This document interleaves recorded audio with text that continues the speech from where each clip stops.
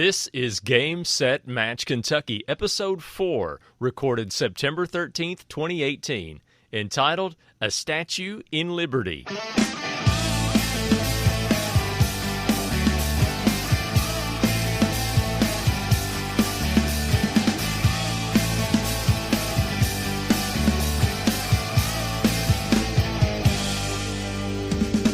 Hey everybody, it's time for episode 4 of Game, Set, Match Kentucky, where we talk about all things related to the Central Kentucky Tennis Series and probably a whole lot more that you never asked for. This is September 13th, 2018, and I'm Chris Godby. I'm the chairman and one of the founders of the CKTS, where the lines are good and sandbagging, as usual, is for golf. I just introduced myself as a founder of the CKTS, and we're fortunate today to have another founder of the CKTS in our presence. Please welcome Mr. Dwain Harris. How you doing, sir? Hey, good, Chris. Thanks for letting me be on the show. I appreciate it. Dwain and I go back to 2003 when the fledgling organization known as the Central Kentucky Tennis Series was formed in my apartment. Do you remember those days, Dwain? I do. That was a lot of fun, and I'll say that we probably had no idea that it would become what it has become. So kudos to you and the board and all the volunteers and the players for all the work that you've done to see the organization grow like it has. So what I think we need to do sometime is maybe get the 4 of us original founders together, me, you, Cliff, and Alice, and get together and just talk about what that was like back then. But anyway, so you were with us then. You moved away for a while. You've settled in Somerset, and now you've started a new organization there. We're going to get to that in just a little bit. Let me introduce the other person that's with us today. Now, I first met Justin Martin when I was coaching boys tennis at Russell County High School, and he was playing tennis probably in junior high for Casey County High School. And I think he kept on playing till he was about 24. Is that the way they do that over there in Casey County, Justin? Yeah, I redshirted for 6 years, even though I was able to play. That's how we do it over there. Now, the point is, it seems like you did play for many years, probably beginning in 7th grade, 6th grade? Played on the high school team? I started my 8th grade year, and my 8th grade year, I was the exhibition guy. And then moving from my 8th grade year to freshman year, I moved up to number 1. I was number 1 at Casey County from freshman to senior year. The next thing you know, he's a regional contender. Next thing you know, he's playing in the state tournament. One of these days, there's going to be a statue of him holding a tennis racket right there in Liberty. Yeah. Maybe a statue of Phil Williams right there next to him, his old coach. Yeah. And, he's already got his plaque, so I'm waiting on my statue. A plaque for him, a statue for you. That sounds fair, not bad. But so now he is the men's and women's head tennis coach at Lindsey Wilson College. Now, give us the short version of how that all came to pass, Justin. Well, to make it short, one of my really good friends I was his first roommate when he came to college. Marlon Dalpont was the former head coach at Lindsey Wilson, and I was working at a tennis club in Nicholasville called the Bluegrass Racket Club. And I was trying to send him a recruit because she was interested in nursing, and Lindsay's very strong in that field. And I was trying to send him a recruit, and he kind of told me, he said, look, I'm actually about to resign. And I was like, oh, that's a bummer. But he actually had a really good opportunity come his way. And he said, well, what do you think? And I told my wife, I said, look, I'm going to apply to this job. I don't know what's going to happen, but if it happens, then we're going to have to make this step because it's me following my dream. And I mean, I'm living my dream right now. So I couldn't be more thrilled. And already practicing in your 2nd season as the coach there, and had some success already, and we wish you even more success. Oh, thank you, sir. I appreciate it. Well, today on Game, Set, Match Kentucky, we're going to cover a couple of topics that are current and relevant as far as the CKTS and what we've been up against lately and what we're looking ahead to in the very near future. First, I'd like to thank this week's sponsor for Game, Set, Match Kentucky. LakeNet Media Incorporated is providing the hosting for this podcast. If you or your business would like to get involved and help us out and help us grow this production, please send a message to info@gamesetmatchky.com. So today, let's talk about well, actually, it's funny that we have you two together here, guys, because Dwain started the Columbia Open. The Columbia Open then passed through a few other tournament directors, including some Lindsey Wilson College tennis coaches. It went away for a couple of years, and now it's back thanks to you being back in town, back in Columbia, Justin. The Columbia tournament is back, but we've changed the name. Tell us a little bit about why that is. Well, I changed the name to the Boffman Tennis Classic. Number one, Henry Boffman he's a Kentucky legend. I mean, to say the least. I mean, he still travels. He's 82, I believe, and he travels all over the United States, still playing tournaments. If I'm not mistaken, he's either number 1 or 2 in the state in Kentucky for 80 and over, and then he's also ranked in the top 4 of the Southern section. But one reason why I wanted to go this route for the name of the tournament was because he has been a huge help to our program. The complex at Lindsey Wilson has been named after him because of his donations, and got built 6 brand new courts here about 8 years ago, and they're magnificent. I mean, the complex has changed so much since I attended there. I got to play on them my senior year because I was actually a Lindsey alum, and I was on their varsity team and such. But he was actually inducted also into the Lindsey Wilson Hall of Fame here recently for his contributions to the college, but also just Kentucky tennis in general. I mean, he's been a spark of light for Kentucky tennis, and especially this region. Everybody seems to know who he is, no matter where you travel in tennis circles. People know the name Henry Bachman, and I did have the honor to actually play doubles against him once, and just a pickup match. It wasn't a tournament match or anything like that. It was just a foursome that they got together on the clay courts at Plainview in Louisville.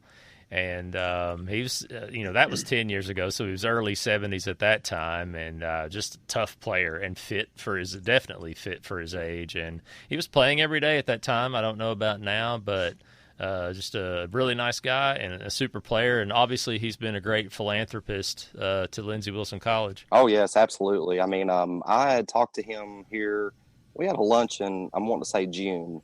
And he was talking about the previous weekend. He just got back from Georgia playing a tournament. He said, I lost in the third set, to the number one guy in the South. And I'm sitting here looking at him, and I'm 30 years old. And I'm looking at him thinking, buddy, if I went 3 sets, it's a miracle. I mean, this guy, he's still doing things. Even at, 80 plus years old, he's still doing things. So it's incredible to know him, got to meet him. I feel very honored for that, situation. Now, it just hit me that you said you were 30. You're actually 30 years old? I turned 30 in July 30th. Now, so does that mean you are no longer eligible to play at Casey County High School? My eligibility ran out last semester, actually, yeah. Phil Williams, we talked here recently, and he said I could use you one more time, but I said, I'm sorry, sir, but according to the KHSAA, I'm no longer eligible for Casey County. Well, the fortunate thing for him is that he doesn't need you. He's got a tough program, and they've won a lot, and they just seem to keep turning out tennis there in Casey County. Also on the girls' side too. Dwain, speaking of Henry Bachman and the Bachman Tennis Complex, now those courts have come a long way from when you were living in Columbia and you were running the original Columbia Open. Have you had a chance to see the new complex? Sure, and wow, how impressive is that complex? Yeah, when I used to play there as a kid and as a young adult, we had 3 courts, and they were very basic. And so to be able to nowadays enjoy a complex like that is that's just awesome. Of course, it's good for Lindsey, but it's also good for the community, for Columbia. It's just something that not every community has, and so I, for one, being from Columbia, really appreciate what he's done there.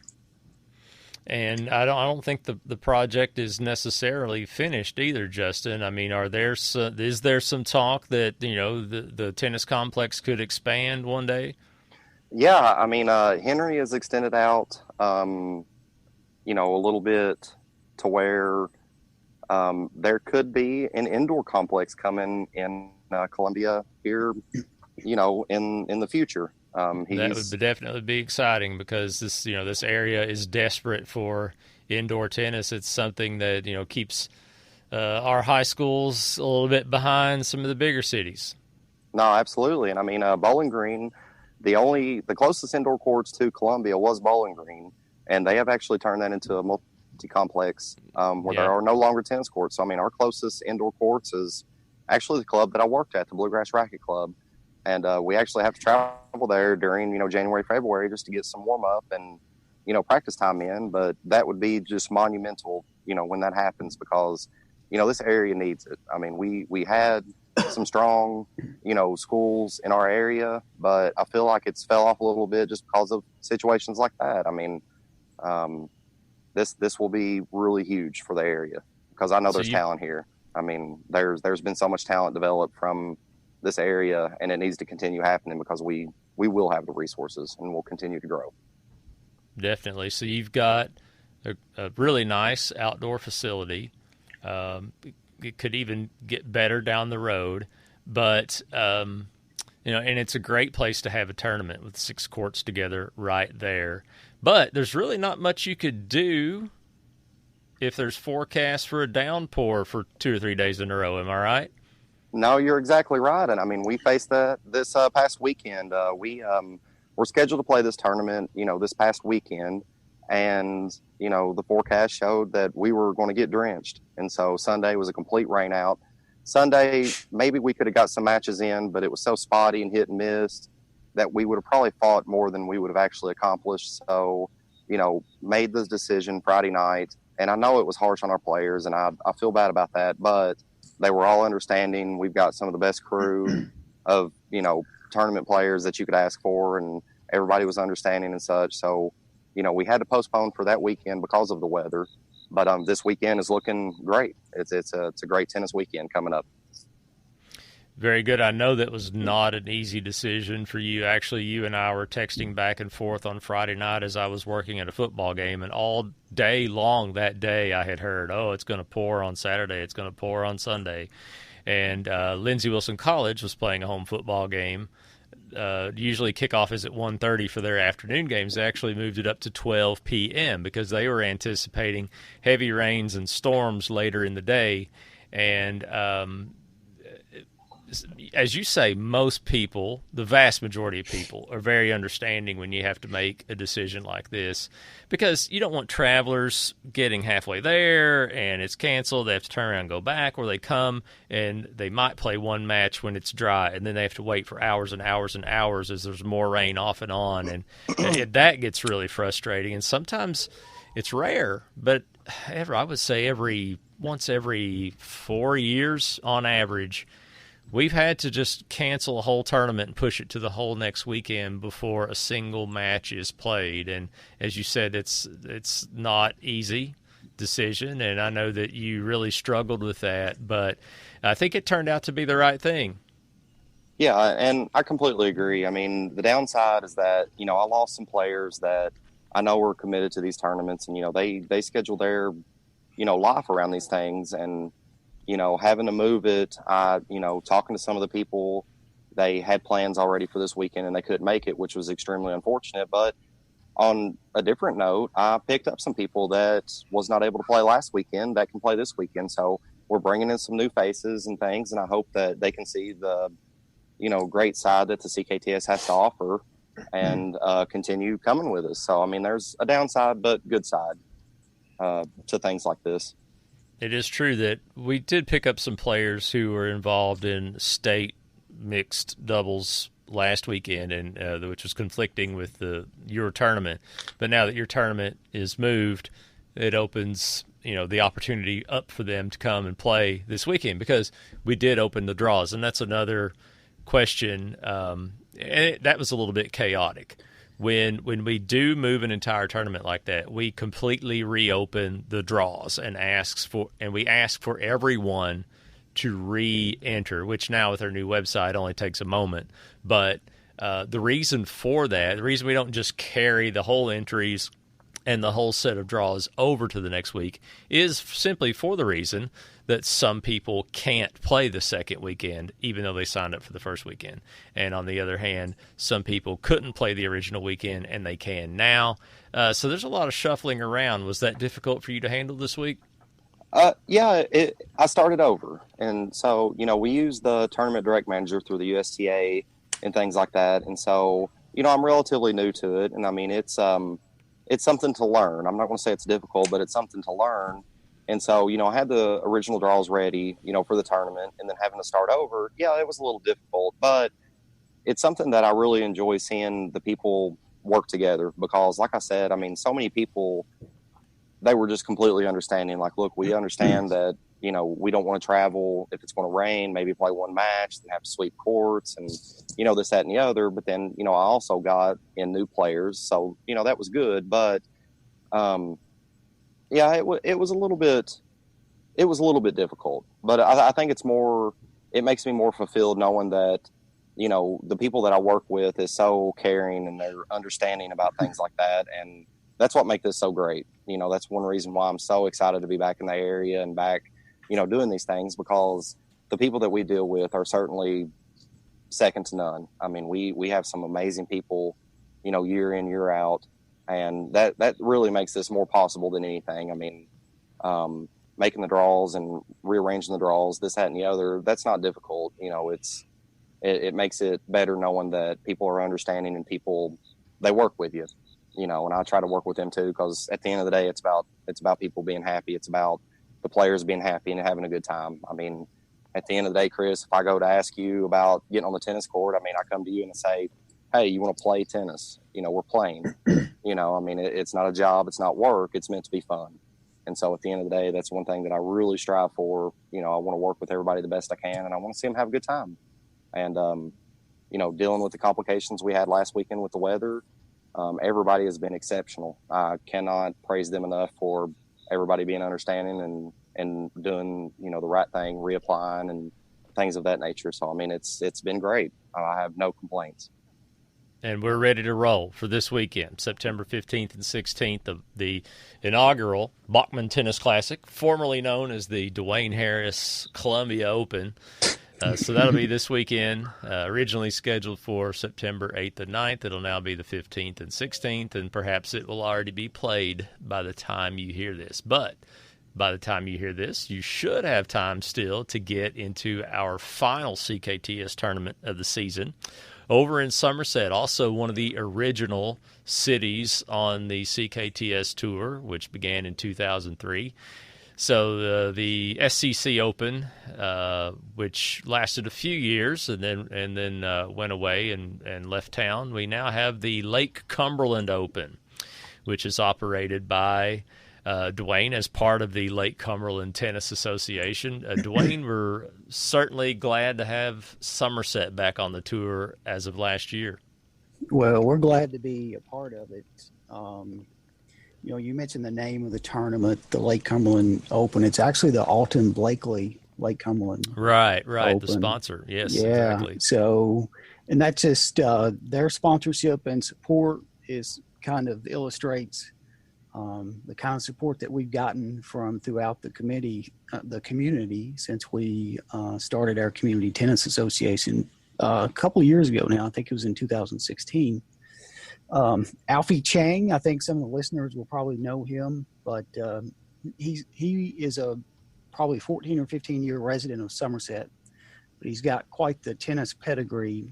He was on the Malaysian junior national team. I think he actually played on the Satellite Pro Tour for a while.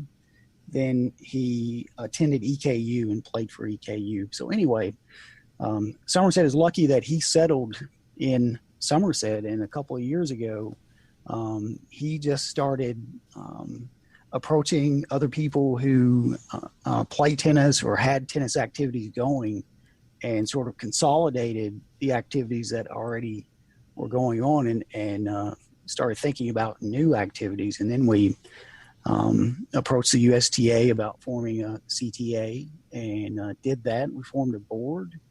And we have so many terrific volunteers who comprise that board, as well as other volunteers throughout the community. And so we've developed lots of different programming, youth tennis camps, drop shots, tennis apprentice. We have a little beginner, 10 and under and 12 and under novice tournament.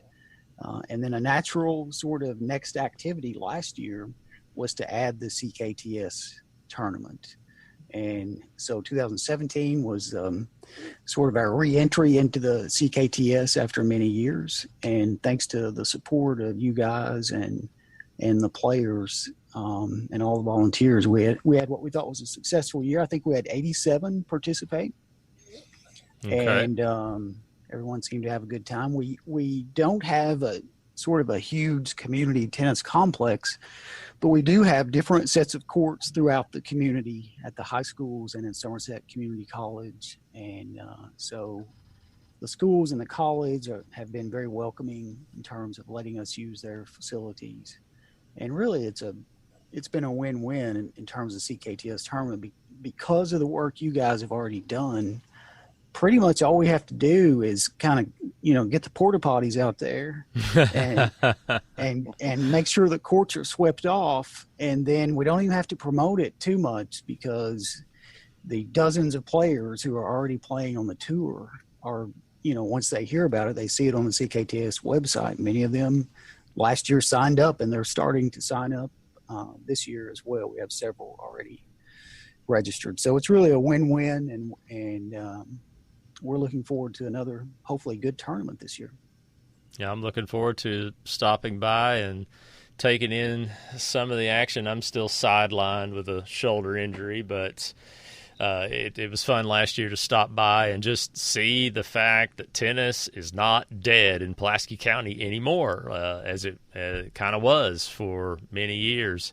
Right now, I'm kind of seeing when I go and visit, Somerset, I'm kind of seeing tennis back at some of its highest highs, of the level of participation that I haven't seen since probably the late 1980s over there in Somerset. And I've also been around at some of the lowest lows when, basically Cliff Randall and I were the only two people in town playing tennis in Somerset. So it's just awesome to see.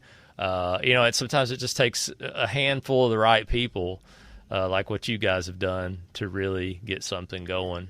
Yeah, and I think there were some years where there wasn't as much going on, but, you just had to look for it. It was there. Chris Atkinson, coach at Pulaski County High School for many years, has had what he calls the Fall League there at Pulaski County. And Jason Rubel, the coach at Somerset, has had a youth camp during the summer for several years.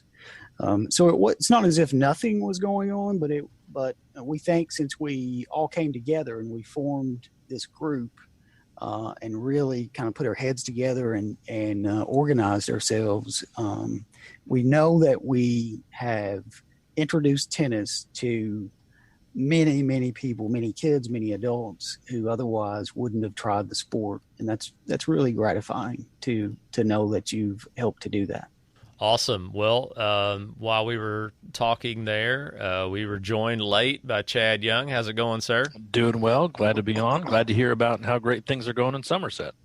We've got a question for you in just a minute. But so a reminder again, the Alton Blakely Lake Cumberland Open will be next weekend, September 22 and 23. The deadline to enter that at CKTStour.com is Tuesday, September 18th at 6 p.m. Eastern Time. This is one of our Eastern Time Zone tournaments.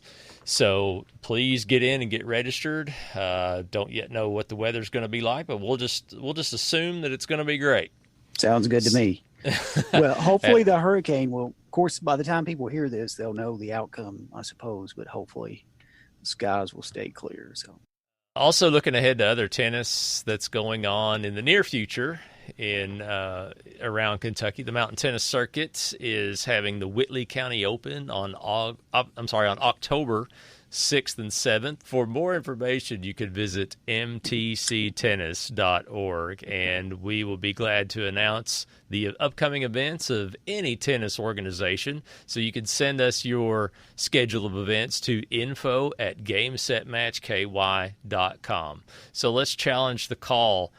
Chad, the question comes up sometimes about coaching during our tournament matches, particularly regarding parents coaching kids. That seems to be the biggest thing.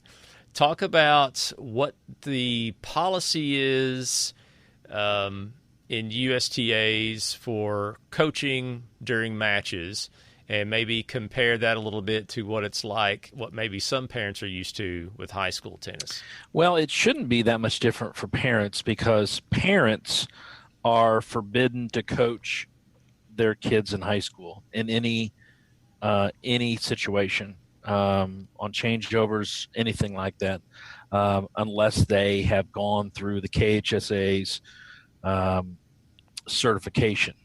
Basically, they've gone through all the certification needed to become an assistant coach, even a volunteer. So, when I guess earlier this year, when we kind of became a sanctioned USTA event, CKTS, I asked you, I said, so does this mean we adopt the USTA coaching policies? Because I don't know what the CKTS rules had been on coaching in the past. But we agreed that since we were a sanctioned tournament, we should adopt the USTA rules. And so I had to look them up. But the USTA basically, parent, anyone can be a coach. And there is no coaching allowed unless it is an authorized break. And those are few and far between. Basically, the break that juniors get is a 10-minute mandatory break in between the second and the third set.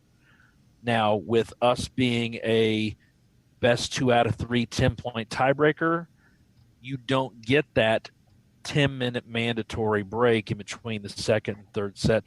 So really the only time that coaching is allowed in USTA events is when you have that 10-minute break before you play a full third set, which in the CKTS, that would really never take place. Well, hopefully that answers that question. Unfortunately, maybe some of the people that need to hear that aren't listening to the podcast, but it's up to the tournament directors to kind of usually somebody will make you aware of it. They'll say, "Hey, so and so is coaching their kid over there." It's usually it's usually the other kid's parents that point out the other kid. And just my little comment on coaching. As a coach myself, it's rare that you are able to communicate anything that is really tangible, let alone a parent. Maybe sometimes it works, but for the most part, it goes in one ear and out the other. So I would say, tell a tournament director it's happening, but rest assured it probably isn't helping. Thanks, Chad, for clearing that up for us a little bit. And guys, this has been really good, and I hate to cut us off this early, but we're running against the clock here a little bit, and probably is about time to wrap things up. And if you have a question about tournament play in the CKTS or anything about scheduling, calendars, rainouts, whatever, you can send a message to us on Twitter at GameSetMatchKY. We're also at GameSetMatchKY on Facebook. You can also find us there by searching for Game Set Match Kentucky, the podcast. Please go there and like us on Twitter. Like us and follow us on Facebook. Email us anytime at info@gamesetmatchky.com or challenge@gamesetmatchky if you want to send a message or a question to challenge the call. Fellas, we could go on and on. Love to have all of you back on again sometime real soon, but I think that's going to serve out another episode of Game Set Match Kentucky. I want to thank everybody for listening and ask that if this is your first time listening, please make sure and subscribe to the podcast so you can get the feed of all the new episodes. You can go right to the Apple Podcast app on your iPhone. There's plenty of other podcast apps that you can get for free. I use one called Overcast myself. We are also on Google Podcasts, so if you're an Android user, use whatever your favorite podcast app is there, and please subscribe to our podcast. We are also now officially on Spotify. We applied for that recently, and we are now on Spotify, if that's your avenue for consuming audio. And be sure and go give us a rating if you enjoy the show. If you don't enjoy the show, don't give us a rating, okay? Like, don't give us a bad rating if you don't like the show. Yeah, so... but we do welcome reviews, and we do welcome 5-star ratings. You can also visit Game Set Match KY for all of these episodes, all of the show notes from the episodes, and more. And again, sponsor requests, go to info@gamesetmatchky.com. Guys, unless you got anything else before we go? Enjoyed it. No, I think I'm good. no, sir. No, I guess, well, it looks like Hawkeye says The ball is in. out. No, it says we're out right there. Sorry. Yep. Well, oh yeah, one more thing, and then we're out. Chad. Yeah. U.S. Open predictions. We hit one and missed one, right? I think you might have picked Djokovic. I think I picked Nadal, and so we certainly missed on the women's side, didn't we? We did, and we'll have to have a conversation sometime about the Serena controversy. We will save that for another time. Yeah, speaking of coaching. Yeah, really. Yeah, exactly. That'll be a good. I'm going to leave that in the notes for next time. We will talk about that again very soon. So until next time, I'm Chris Godby. With me today was Justin Martin, Dwain Harris, and Chad Young. And this has been Game Set Match Kentucky.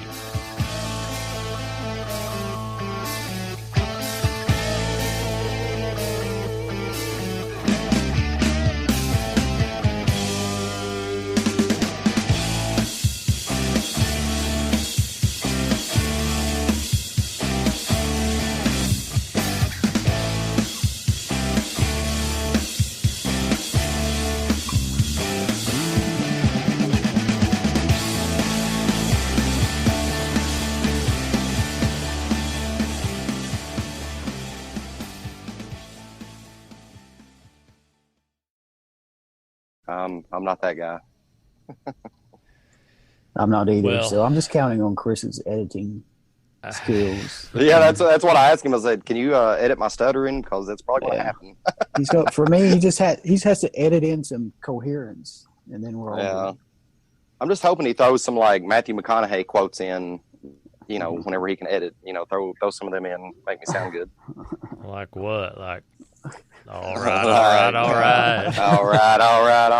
Hey, it'd be a lot cooler if you did. It'd be a lot cooler if you did. I get older, they stay the same age. Yes, they do. Oh, goodness.